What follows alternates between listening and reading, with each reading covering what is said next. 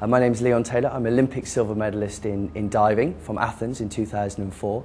I retired from competing in 2008, and since then I've been providing the BBC commentary in the diving, and that's a job I'll be taking in 2012. And also I mentor a lot of the younger athletes coming through in the sport of diving and across many other sports as well. Well, I did 2 stints at Sheffield Hallam University actually. In 1998 I started off in recreation management, and then I did another stint in 2006 in business and finance.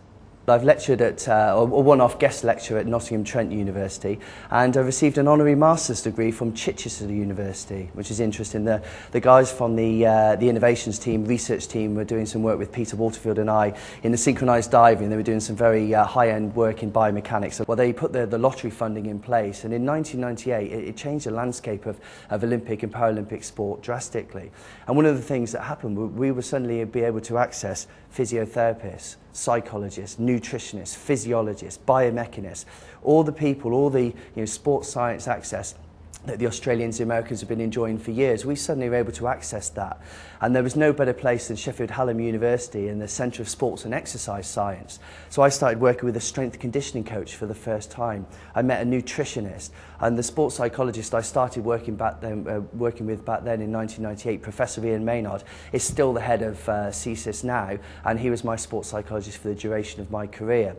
So without that access and without the university's provision of those practitioners, this was way before the English Institute for Sport. This was a crucial time in an Olympic cycle, and certainly impacted in the way that it did and allowed me to stand on the podium. As an elite athlete, you have to put the hours in the training room, so whether that's the weights room, the swimming pool, the track.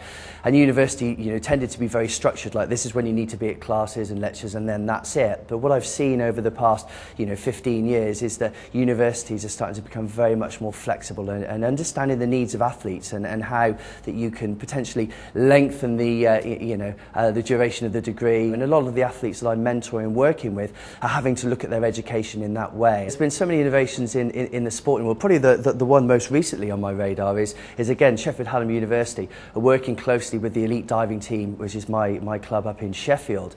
And actually my diving coach is now doing a PhD in cahoots with them. Basically they're combining all their knowledge, and what's been really interesting is the 10-metre board in Sheffield now has been slightly widened, but they've also placed force plates in the 10-metre, one on the right hand side and one on the left hand side for the synchronised diving.